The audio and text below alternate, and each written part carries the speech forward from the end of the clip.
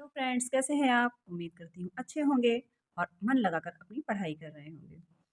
तो फ्रेंड्स, हिंदी साहित्य की इस क्लास में आपका बहुत बहुत स्वागत है, जिसमें कि हम आचार्य शुक्ल द्वारा लिखित हिंदी साहित्य का इतिहास पढ़ रहे हैं और भक्ति काल तक हम पहुँच चुके हैं। भक्ति काल की सगुण धारा के अंतर्गत राम भक्ति शाखा को हम पढ़ रहे हैं, जिसमें गोस्वामी तुलसीदास के विषय में हमारी क्लासेस चल रही हैं।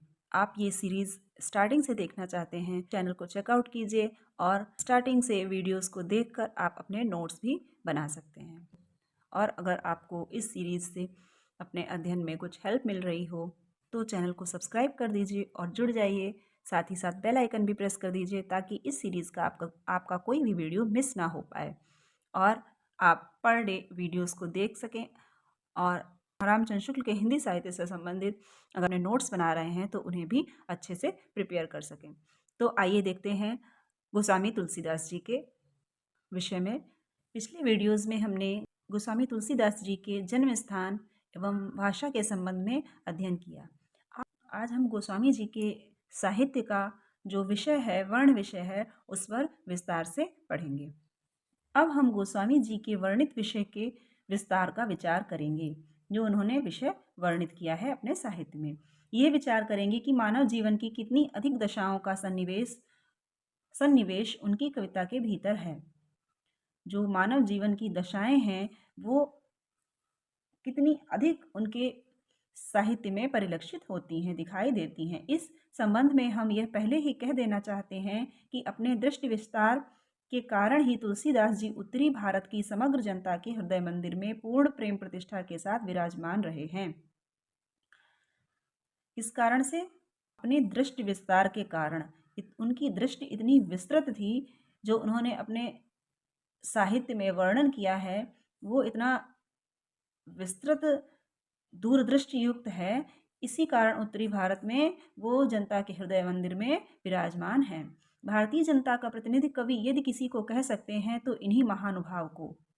और ये जो है ये कथन के रूप में भी पूछा जा चुका है। भारतीय जनता के प्रतिनिधि कवि यदि किसी को कह सकते हैं तो इन्हीं महानुभाव को। यहाँ से यहाँ तक भी पूछा जा सकता है, इसको आप इम्पोर्टेंट जान लीजिए। और कवि जीवन का कोई एक पक्ष इस प्रकार से क्वेश्चन बनता है कि ये किसके द्वारा कहा गया कथन है, और इस प्रकार से भी बन सकता है कि ये शुक्ल जी के द्वारा कहा गया कथन किस कवि के विषय में है। और कवि जीवन का कोई एक पक्ष लेकर चले हैं, जैसे वीर काल और कवि जो हैं वो जीवन का सिर्फ एक पक्ष लेकर चले हैं। जैसे वीर काल के कवि उत्साह को, भक्ति काल के दूसरे कवि प्रेम और ज्ञान को। जो भक्ति काल के दूसरे कवि हुए हैं उन्होंने या तो निर्गुण धारा के जो कवि हुए हैं उसमें से एक तो प्रेम को लेकर चले और ज्ञान को लेकर चले हैं। एक अलंकार काल के कवि दाम्पत्य प्रणय या श्रृंगार को, और अलंकार काल अर्थात रीति काल के कवि दाम्पत्य प्रणय या श्रृंगार को लेकर चले। पर इनकी वाणी की पहुंच मनुष्य के सारे भावों और व्यवहारों तक है। परंतु गोस्वामी जी ही एक ऐसे कवि हुए हैं जिनकी पहुंच मनुष्य के सारे भावों और व्यवहारों तक है। इन्होंने सभी का वर्णन समान रूप से किया है। एक ओर तो वह व्यक्तिगत साधना के मार्ग में विरागपूर्ण शुद्ध भगवत भक्ति का उपदेश करती है, एक ओर तो वह व्यक्तिगत साधना के मार्ग में इनकी वाणी जो है विरागपूर्ण शुद्ध भगवत भक्ति का उपदेश करती है, और दूसरी ओर लोक पक्ष में आकर पारिवारिक और सामाजिक कर्तव्यों का सौंदर्य दिखाकर मुग्ध करती है। ये जो है ये पूरा ही आप इम्पोर्टेंट समझिए। यहाँ पर इनकी वाणी की पहुंच इस प्रकार से भी कथन पूछा जा चुका है कि ये किसके विषय में कहा गया कथन है और किसके द्वारा कहा गया है। दूसरी ओर लोक पक्ष में आकर पारिवारिक और सामाजिक कर्तव्यों का सौंदर्य दिखाकर मुग्ध करती है। किसकी वाणी? गोस्वामी जी की वाणी। एक ओर तो शुद्ध भगवत भक्ति का उपदेश देती है, और जब लोक पक्ष का वर्णन करने पर आते हैं तो पारिवारिक और सामाजिक कर्तव्यों का सौंदर्य दिखाती है उनकी वाणी। व्यक्तिगत साधना के साथ लोक धर्म की अत्यंत उज्जवल छटा उनमें वर्तमान है। तो ये पूरा जो यहाँ से यहाँ तक आपका आचार्य शुक्ल का कथन है, ये पूरा का पूरा ही इम्पोर्टेंट है। पहले कहा जा चुका है कि निर्गुण धारा के संतों की वाणी में किस प्रकार लोक धर्म की अवहेलना छिपी हुई थी।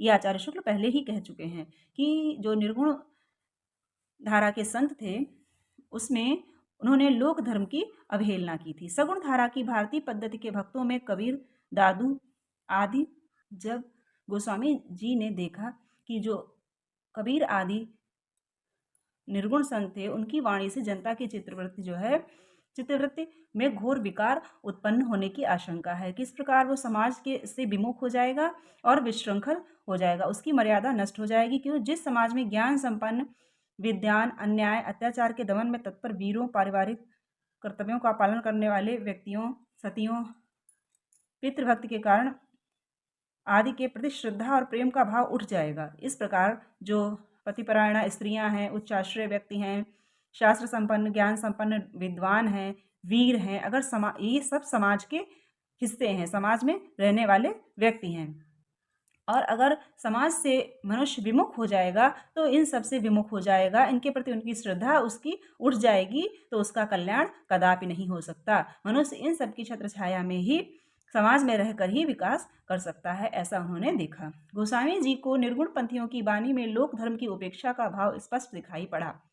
निर्गुण पंथियों की वाणी में गोस्वामी जी को लोक धर्म की जो उपेक्षा की थी उन्होंने, वो स्पष्ट दिखाई पड़ा। साथ ही उन्होंने ये भी देखा कि बहुत से अनधिकारी और अशिक्षित वेदांत के कुछ चलन शब्दों को लेकर बिना उनका तात्पर्य समझे यूं ही ज्ञानी बने हुए मूर्ख जनता को लौकिक कर्तव्यों से विचलित करना चाहते हैं। और उन्होंने क्या देखा कि जो अनधिकारी थे, मतलब जो वाणी कह रहे थे, वो कहने के वो अधिकारी भी नहीं थे, अशिक्षित थे, और वेदांत से के चलन शब्दों को लेकर, और जो वेदांत के कुछ शब्द चलन में थे, बोलचाल में थे, उनको लेकर उनका तात्पर्य, उनका अर्थ समझे बिना यूं ही ज्ञानी बने हुए थे, और मूर्ख जनता को लौकिक कर्तव्यों से, और जो जनता थी जो जिसको इतनी समझ नहीं थी, अशिक्षित थी, उस जनता को लौकिक कर्तव्यों से विचलित करना चाहते थे, और मूर्खता मिश्रित अहंकार की वृद्धि कर रहे हैं, और मूर्खता मिश्रित अहंकार जो है उसको बढ़ावा दे रहे हैं। एक तो ज्ञानी नहीं है, ऊपर से उनमें अहंकार की वृद्धि भी हो रही है, तो वो मूर्खता मिश्रित अहंकार जो है और भी हानिकारक था। इसी दशा को लक्ष्य करके उन्होंने इस प्रकार के वचन कहे हैं, और इस प्रकार की जो समाज की दशा होने लगी थी, लोग निर्गुण पंथियों पर विश्वास करके लौकिक कर्तव्यों से विचलित हो रहे थे, उसी दशा को लक्ष्य करके उन्होंने इस प्रकार के वचन कहे हैं। किसने? गोस्वामी जी ने। श्रुति सम्मत हरिभक्ति पथ संजुत विरति विवेक, नहीं परिहरहि विमोह बस कल्पहि पंथ अनेक, साखी सबदी दोहरा कहि कहनी उपखान, भगति निरूपहि भगत कलि निंदहि वेद पुराण, बादहि शूद्र दुजन सन हम तुमसे कछु घाट, जानहि ब्रह्म सुविप्रभर आंख दिखावहि डांट।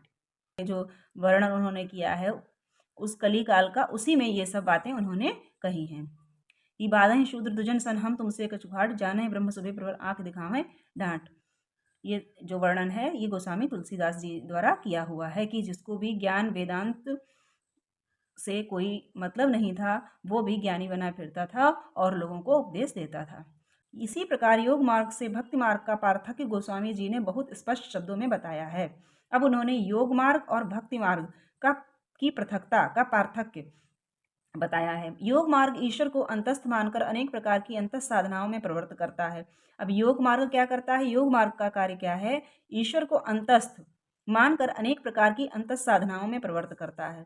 वो है ईश्वर को अपने अंदर ही मानकर, अंतस में ही मानकर बहुत सी जो अंतस साधनाएं हैं उनको करता है, उसमें प्रवृत्त होता है। सगुण भक्ति मार्गी ईश्वर को भीतर और बाहर सर्वत्र मानकर उनकी कथा का दर्शन खुले हुए व्यक्त जगत के बीच करता है।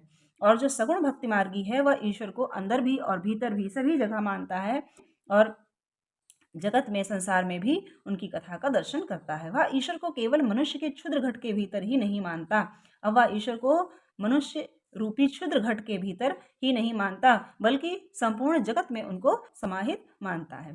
इसी से गोस्वामी जी कहते हैं, अंतर जामे हुते बड़ बाहिर जामी है राम, जो नाम लिए ते पैज परे प्रहलादहु को प्रगटे प्रभु पाहन ते न हिये ते। अंतरात्मा में राम को मानता है, प्रभु को मानता है, जो नाम लिए बड़े बाहिर जामी, जो बाहर हैं वो उससे भी बड़े हैं। पैज परे प्रहलादहु को प्रगटे प्रभु पाहन ते, जो प्रहलाद के लिए पाहन से, पत्थर से प्रकट हो गए थे, ना कि हृदय से। घट के भीतर कहने से गुहा या रहस्य की धारणा फैलती है, जो भक्ति के सीधे स्वाभाविक मार्ग में बाधा डालती है। घट के भीतर साक्षात्कार करने की बात कहने वाले प्रायः अपने को गूढ़ रहस्यदर्शी प्रकट करने के लिए सीधी सादी बात को भी रूपक बांधकर और टेढ़ी पहेली बनाकर कहा करते हैं। पर इस प्रकार के दुराव छिपाव की प्रवृत्ति को गोस्वामी जी भक्ति का विरोधी मानते हैं। इस रहस्यवादिता को वो भक्ति का विरोधी मानते हैं। सरलता या सीधेपन को वे भक्ति का नित्य लक्षण मानते हैं। भक्ति का लक्षण सरलता होना, सरलता या सीधापन जो है वो भक्ति का नित्य लक्षण है। मन की सरलता, वचन की सरलता और कर्म की सरलता, तीनों को उन्होंने भक्ति का लक्षण किसको माना है? मन, वचन और कर्म की सरलता को। सूधे मन सूधे वचन सूधी सब करतूत, तुलसी सूधी सकल विद रघुवर प्रेम प्रसूति। अब रघुवर का जो प्रेम, ईश्वर का प्रेम है, वो उसका मार्ग बिल्कुल सीधा है। सरल मन, वचन और कर्म से आप ईश्वर को पा सकते हैं। वे भक्ति के मार्ग को ऐसा नहीं मानते कि लख है कोई बिरले। वे उसे ऐसा सीधा साधा स्वाभाविक मार्ग बताते हैं जो सबके सामने दिखाई पड़ता है। वह ईश्वर प्राप्ति का मार्ग जो है किसी किसी को दिखाई पड़े, कोई कोई ही उस पर आगे बढ़े, ऐसा नहीं मानते हैं। कोई कोई ही ईश्वर को प्राप्त कर सकता है, ऐसा नहीं मानते हैं। वो मानते हैं कि जैसे वह संसार में सबके लिए ऐसा ही सुलभ है जैसे अन्न जल, और जैसे अन्न जल सभी के लिए सुलभ है, वैसे भक्ति का मार्ग भी सबके लिए खुला हुआ है।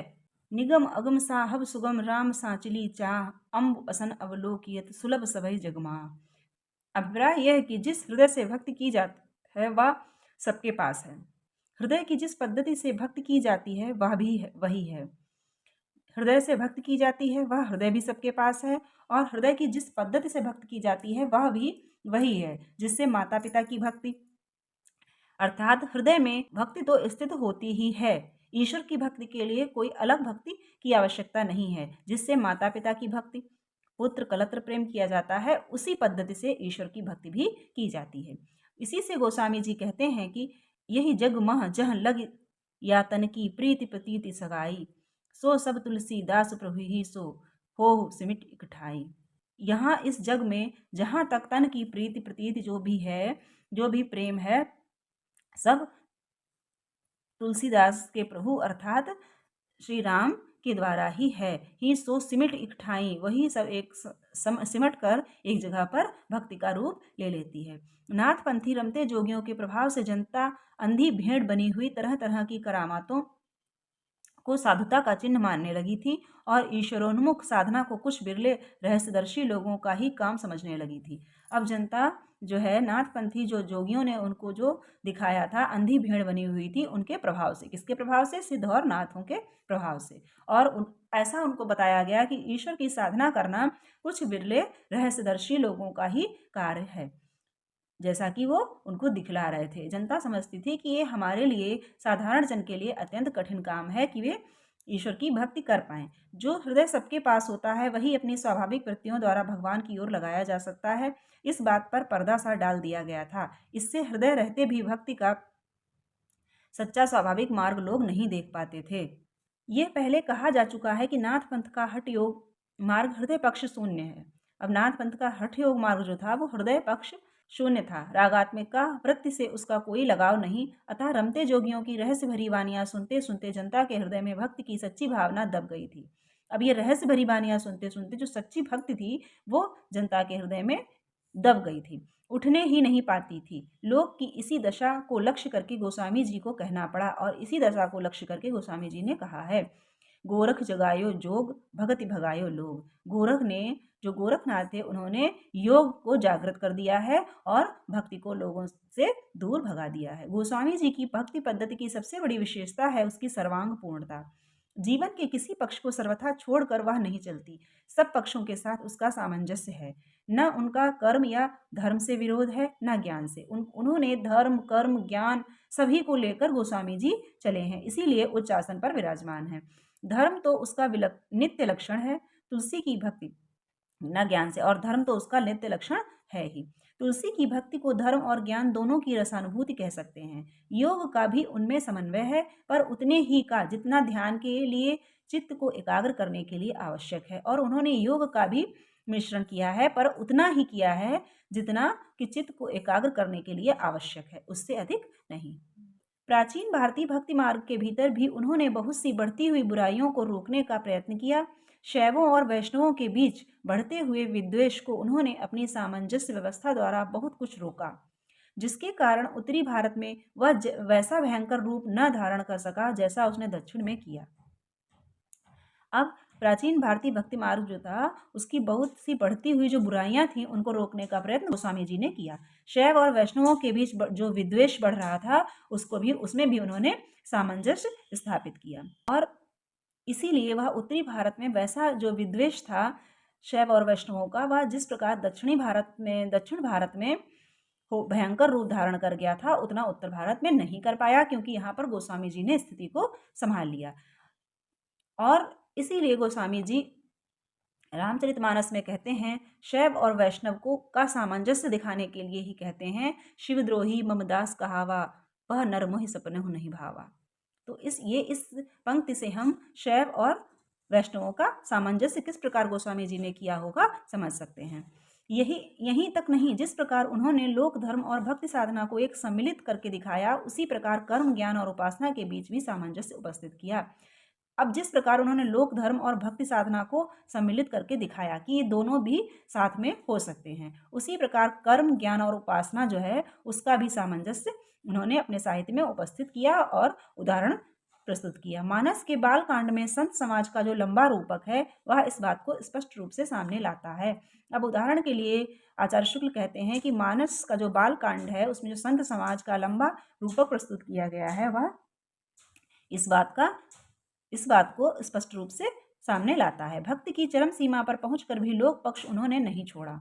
अब भक्ति की चरम सीमा पर पहुंचकर भी उन्होंने लोक पक्ष की अवहेलना नहीं की। लोक संग्रह का भाव उनकी भक्ति का एक अंग था। लोक संग्रह का अर्थात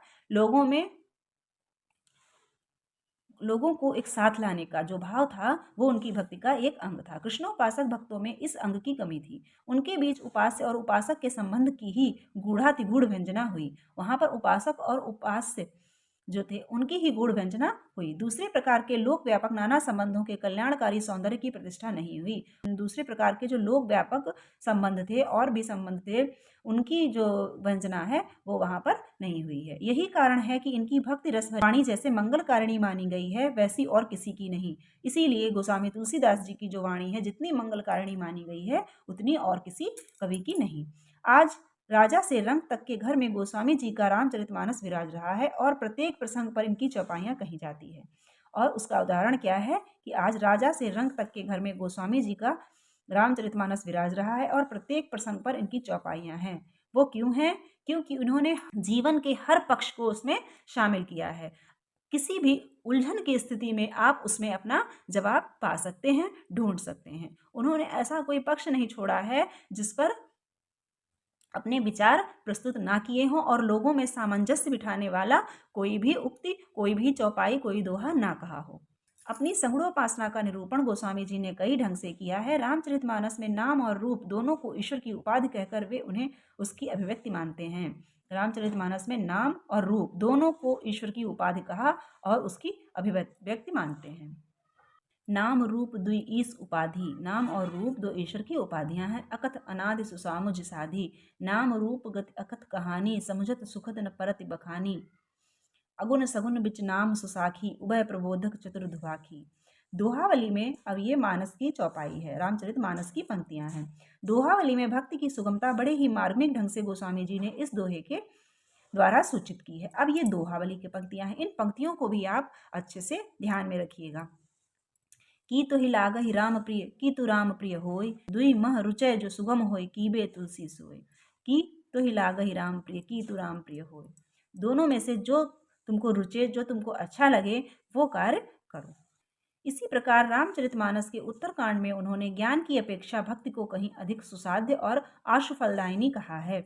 इसी प्रकार जो रामचरितमानस का उत्तरकांड है, जहाँ पर उन्होंने ज्ञान और भक्ति की व्याख्या की है, वहां पर उन्होंने ज्ञान की अपेक्षा भक्ति को अधिक सुसाध्य कहा है। ये ज्ञान जो है वो थोड़ा कठिन है। दोनों से ही आप ईश्वर को प्राप्त कर सकते हैं, परंतु अधिक सरल कौन है? भक्ति। अधिक सुसाध्य है और आशु फलदायिनी है, तुरंत फल देने वाली है, प्रदान करने वाली है। तो फ्रेंड्स, आज हमने गोस्वामी जी की जो वर्ण विषय है उसको देखा और इससे आगे भी ये वीडियो जारी रहेगी।